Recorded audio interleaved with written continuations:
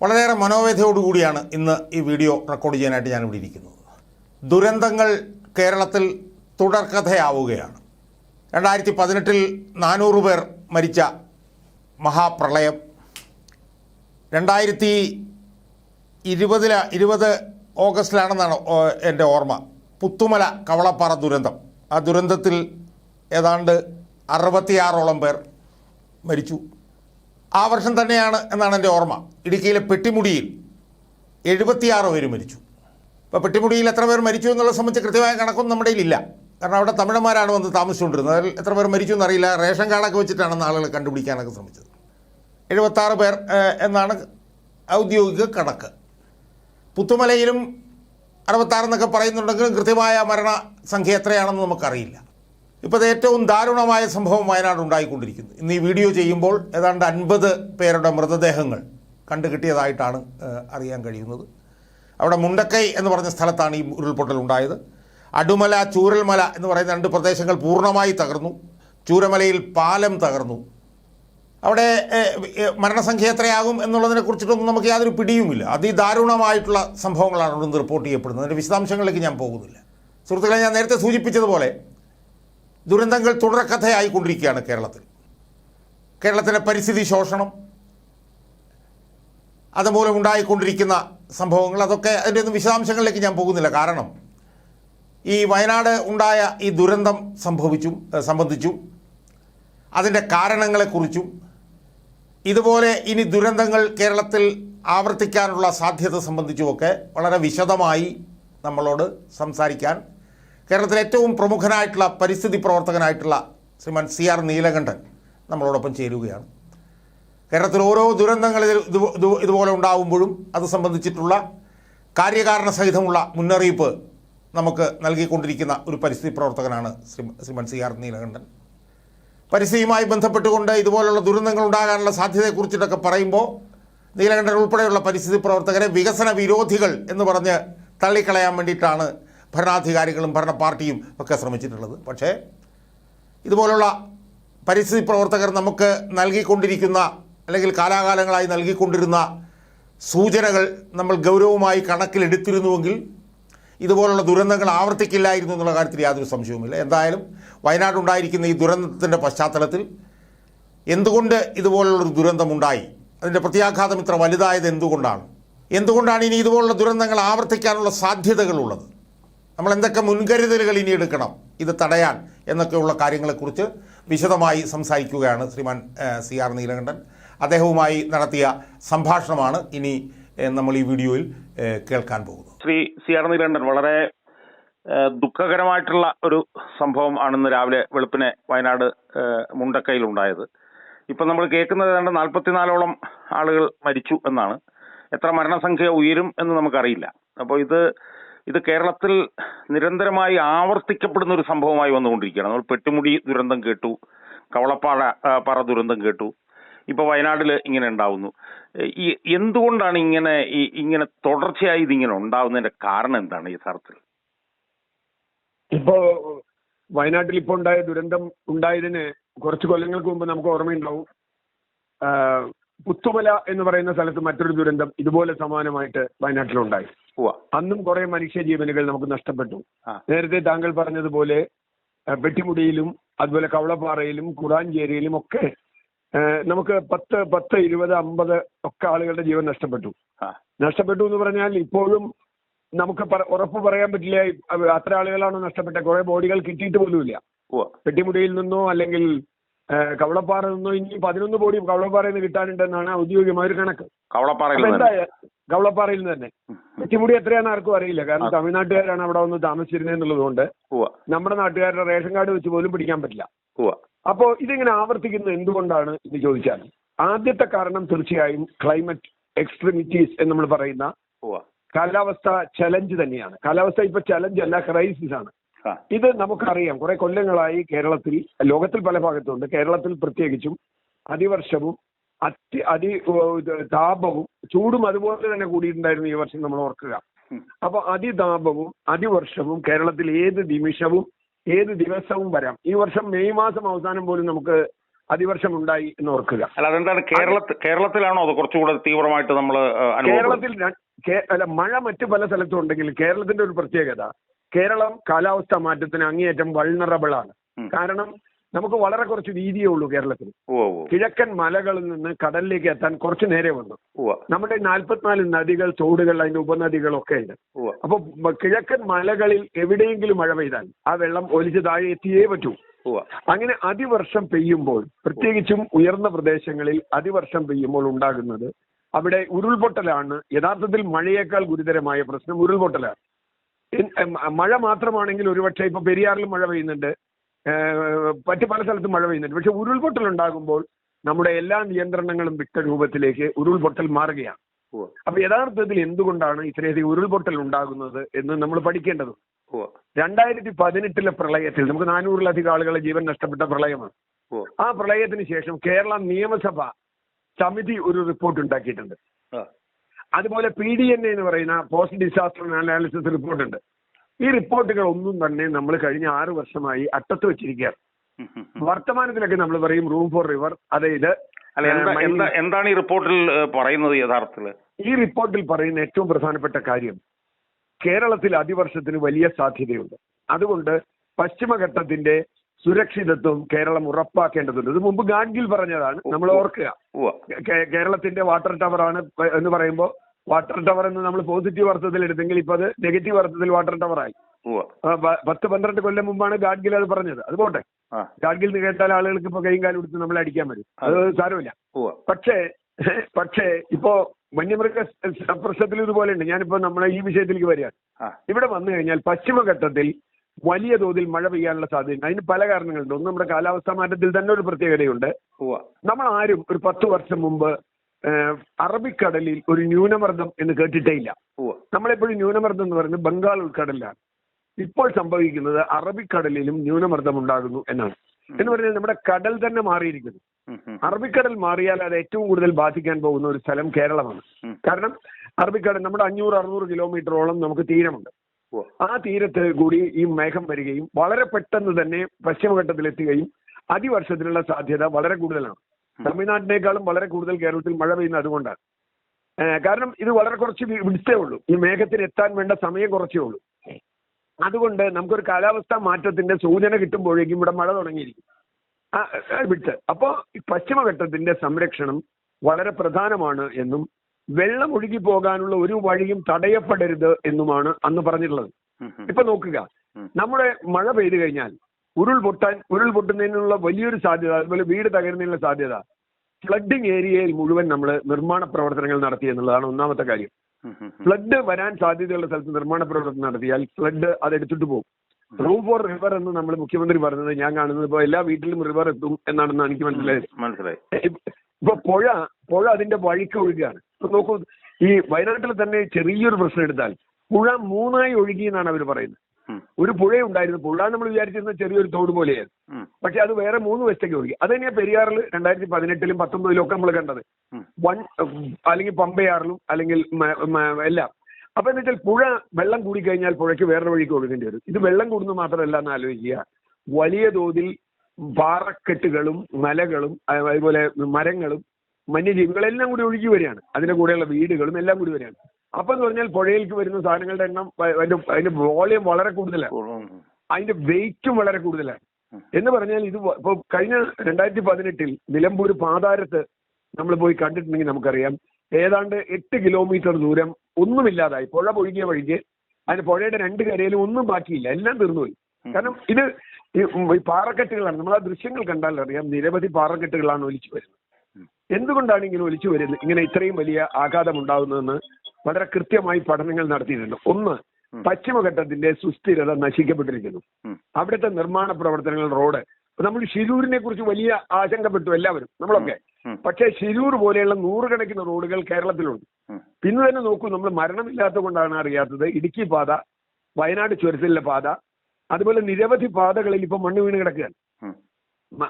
ഗതാഗതം അവിടെ വണ്ടിയൊന്നും അതിൻ്റെ അടി പെടാത്തതുകൊണ്ട് മനുഷ്യൻ രക്ഷപ്പെട്ടു എന്നുള്ളൂ.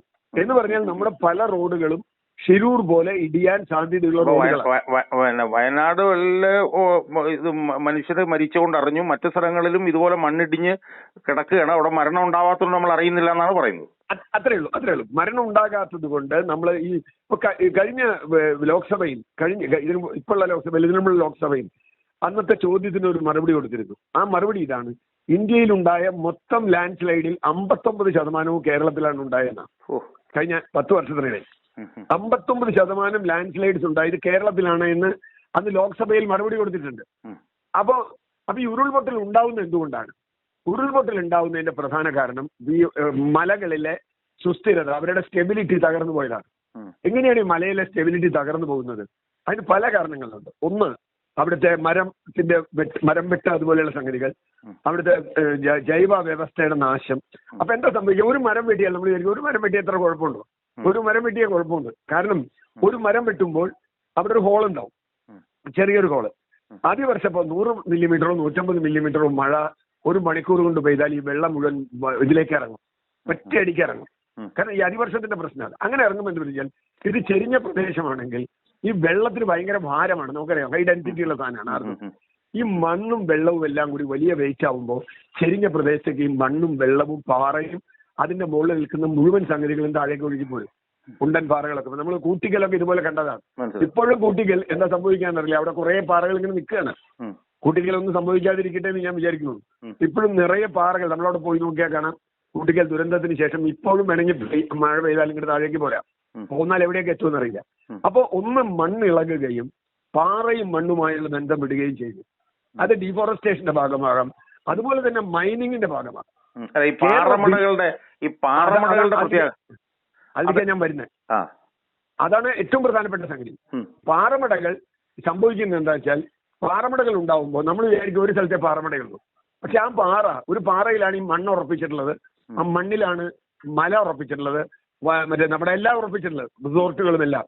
എന്ത് സംഭവിക്കുമെന്ന് വെച്ചാൽ ഈ പാറ പൊട്ടിക്കുമ്പോൾ ഈ പാറയിൽ ചലനമുണ്ടാവും, വലിയ തോതിൽ അത് ചലനമുണ്ടാവും. ചലനമുണ്ടാകുമ്പോൾ പാറയും മണ്ണും തമ്മിലുള്ള വിടവുണ്ടാവും. നമുക്കറിയാം, എന്തെങ്കിലും അനങ്ങിക്കഴിഞ്ഞാൽ ആ വിടവിലേക്കാണ് വലിയ തോതിൽ വെള്ളം വന്ന് വീഴുന്നത്. ആ വെള്ളം വന്ന് വീണാൽ ഇളകിയ പാറയുടെ ഭാഗത്ത് എവിടെ വെള്ളം വന്ന് വീണാലും ആ പാറയടക്കം ഒരുപക്ഷെ മണ്ണടക്കം താഴേക്ക് ഒലിച്ചു പോരും. ഇത് വളരെ ഉയരത്തിൽ നിന്നാണ് വരുന്നതെന്ന് ആലോചിക്കുക. അപ്പൊ അതിന്റെ ഒരു മൊമെന്റം വളരെ വലുതാണ്, വെയിറ്റും വളരെ വലുതാണ്. പോരുന്ന വഴിയിൽ ഒന്നും അത് അവശേഷിപ്പിക്കില്ല. പോരുന്ന വഴിയിൽ എന്തുണ്ടെങ്കിലും തകർത്ത് കളയും. മാത്രമല്ല, പുഴയുടെ ഉത്ഭവസ്ഥാനം നമുക്കൊരു സാധാരണ ഒരു ഗതിയിൽ ഇന്ന സ്ഥലത്ത് പുഴ വരാന്നുണ്ട്. പക്ഷെ പുഴയുടെ ഉത്ഭവസ്ഥാനത്തല്ല അത് ഉരുൾ പൊട്ടുന്നെങ്കിൽ ഇത് പുഴയെ കൂടിയല്ല വരിക, പുഴയില്ലാത്ത സ്ഥലത്ത് കൂടി വരും. അപ്പോ ഈ വെള്ളം മാത്രമല്ല, താഴെ മഴ പെയ്യണമെന്ന് ആലോചിക്കണം അല്ലേ? താഴെ മഴ പെയ്യാണ്, ഇവിടെ ഫ്ലഡാണ്. ആ സമയത്തിലാണ് ഈ വെള്ളവും സാധനവും കൂടി വരുന്നത്. എന്ന് പറഞ്ഞാൽ ഇത് സർവനാശത്തിലേക്ക് പോകുന്ന സംഗതിയാണ്. അതുകൊണ്ട് തന്നെ ഈ പ്രദേശങ്ങൾ, ഉരുൾപൊട്ടൽ ഉണ്ടാകുന്ന പ്രദേശങ്ങൾ എക്കോളജിക്കലി സെൻസിറ്റീവ് ഏരിയ ആണെന്നും അവിടെ പാറ പൊട്ടിക്കരുതെന്നും അവിടെ നിർമ്മാണ പ്രവർത്തനം നടത്തരുതെന്നും അവിടെ കുന്നിടിക്കരുതെന്നും ഒക്കെ നമ്മൾ എഴുതി വെച്ചിട്ടുണ്ട്. എഴുതി വെച്ചതൊക്കെ കടലാസിലാണ്. പാവപ്പെട്ട മനുഷ്യർ ഇങ്ങനെ ഓരോ ഇതുണ്ടാവുമ്പോൾ, പാറമട വരുമ്പോൾ അവർ അല്ലെങ്കിൽ മണ്ണെടുക്കുമ്പോൾ അല്ലെങ്കിൽ നിർമ്മാണം നടക്കുമ്പോൾ അവർ വന്നിട്ട് പറയും ഇങ്ങനെ, അയ്യോ എന്താ ചെയ്യാം. നമ്മൾ കോടതി പോയാൽ പോലും കോടതി പറയും ഇപ്പോ വിഴിഞ്ഞത്തിന് പാറ വേണ്ടേ, ദേശീയപാതയ്ക്ക് പാറ വേണ്ടേ എന്ന ചോദ്യം ചോദിച്ചുകൊണ്ട് ഇത് നടക്കുകയാണ്. ഇപ്പൊ വിഴിഞ്ഞമില്ല, ദേശീയപാതയില്ല, എല്ലാം തീർന്നിരിക്കുന്നു. കാരണം ഇനിയിപ്പോ ഈ കാലാവസ്ഥ മാറ്റം. അപ്പൊ ചെയ്യേണ്ടത് എന്താണ്? കാലാവസ്ഥ മാറ്റം ഒരു സത്യമാണ് എന്ന് അംഗീകരിച്ച് അതിനോട് ലോകം മുഴുവൻ സ്വീകരിക്കുന്ന ഒരു രീതി അഡാപ്റ്റേഷൻ എന്നതാണ്. കാലാവസ്ഥ മാറ്റത്തിനെ നേരിടാൻ നമ്മൾ അഡാപ്റ്റഡ് ആവണം. അപ്പൊ കേരളം സുരക്ഷിതമായിരിക്കണമെങ്കിൽ എന്ത് ചെയ്യണം എന്ന് നമ്മൾ ഗൗരവതരമായി ആലോചിക്കും. അല്ലെങ്കിൽ കേരളം സുരക്ഷിതമല്ല. ഈ വയനാട്ടിലെ പാറമടകളുടെ അവസ്ഥ എന്താണ്? എത്ര പാറമടകൾ ഉണ്ടാവും വയനാട്ടിൽ? ശരിക്കും വയനാട്ടിൽ പാറമടകൾ ഇപ്പോൾ കുറവാണെന്നാണ് പറയുന്നത്. കുറെ നിയന്ത്രിച്ചിട്ടുണ്ട്, ഇല്ലാന്ന് പറയുന്നില്ല. പക്ഷെ പഴയ പാറമട പോലും മതി.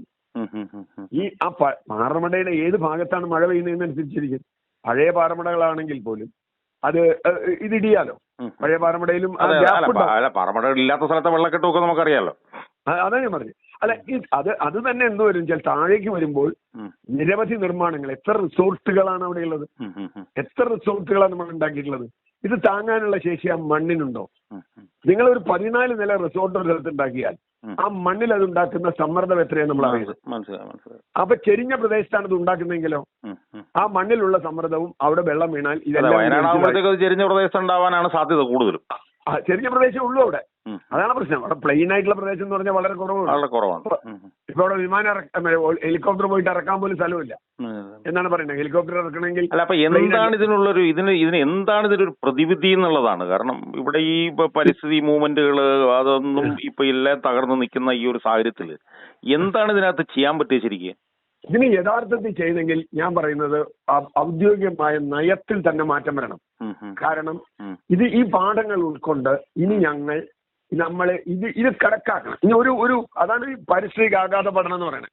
നമ്മൾ പാറമട കൊടുക്കുമ്പോൾ അതിന് ഏറ്റവും പ്രധാനപ്പെട്ട ഒരു ലൈസൻസ് നമുക്കറിയാലോ, EIA ആണ്. EIA എന്ന് പറഞ്ഞാൽ അത് പരിശോധിക്കുന്ന ഏജൻസി എന്ന് പറഞ്ഞാൽ വെറും കാശ് മേടിക്കുന്ന ആളുകളാണ്. തിരുവനന്തപുരത്ത് തമ്പാനൂർ ഇതിന്റെ മുകളിൽ ഇരിക്കുന്ന കുറെ ആളുകൾ എനിക്കറിയാം. നമ്മുടെ ബസ് സ്റ്റാൻഡിന്റെ മുകളിലാണ് ഇരിക്കണേ. ആ ടീമാണ് ഇതിൽ ഏറ്റവും വലിയ കുറ്റക്കാർ. കാരണം പാറമടയാണെങ്കിലും നിർമ്മാണമാണെങ്കിലും ഇതിനനുവദിക്കുമ്പോൾ ഇവർ പറയണം ഇത് പ്രശ്നമുള്ള പ്രദേശമാണ്. ഇപ്പോൾ നമുക്ക് എഴുതി വെച്ചിട്ടുണ്ട് 30 ഡിഗ്രിയിൽ കൂടിയ പ്രദേശങ്ങളിൽ ഖനനം പാടില്ല, 30 നിർമ്മാണം പാടില്ല. പക്ഷെ 30 ഡിഗ്രി പോയിട്ട് 45ഉം 90 ഡിഗ്രി വരെയുള്ള അടുത്ത് ഖനനം നടക്കുന്നുണ്ട്, നിർമ്മാണം നടക്കുന്നുണ്ട്. അപ്പൊ അങ്ങനെ വരുമ്പോൾ പ്രകൃതിയെ സംബന്ധിച്ചിടത്തോളം അതിനൊരു റിയാക്ഷനാണ്. ഞാനതിനെ റിയാക്ഷനായിട്ടേ കാണുന്നുള്ളൂ. നമ്മൾ വയനാട്ടിലെ ദൃശ്യങ്ങളൊക്കെ കണ്ടാൽ നമുക്കറിയാം, വയനാട്ടിൽ പോയിട്ടുള്ള ആളുകൾക്ക് നന്നായിട്ട് അറിയാം എങ്ങനെയാണ് അവിടെ ഇത്തരത്തിൽ പാറമടകളും നിർമ്മാണ പ്രവർത്തനങ്ങളും നടന്നിട്ടുള്ളത്. പിന്നെ അപ്പൊ ഞാൻ ചോദിക്കുന്നത്, ഈ പാറമട മാഫിയയും ഈ ഹോട്ടൽ മാഫിയയും ഈ നിക്ഷിപ്ത താല്പര്യക്കാരും ഒക്കെ ഇവിടെ തകർത്താടുന്ന ഈ ഒരു സാഹചര്യത്തിൽ എന്താണ് നമ്മുടെ ഒരു പ്രതീക്ഷ എന്നാണ് ഞാൻ ചോദിക്കുന്നത്. അല്ല, പ്രതീക്ഷ എന്ന് പറഞ്ഞാൽ ഞാൻ പ്രതീക്ഷയില്ലാത്ത ഒരാളല്ല ഒരു കാര്യത്തിലും. പക്ഷെ ഞാൻ പറയുന്നത് നമുക്ക് ഗൗരവതരമായി ഇടപെടാൻ കഴിഞ്ഞില്ലെങ്കിൽ വലിയ പ്രതീക്ഷയൊന്നുമില്ല. ഞാൻ അതും പറയുന്നില്ല.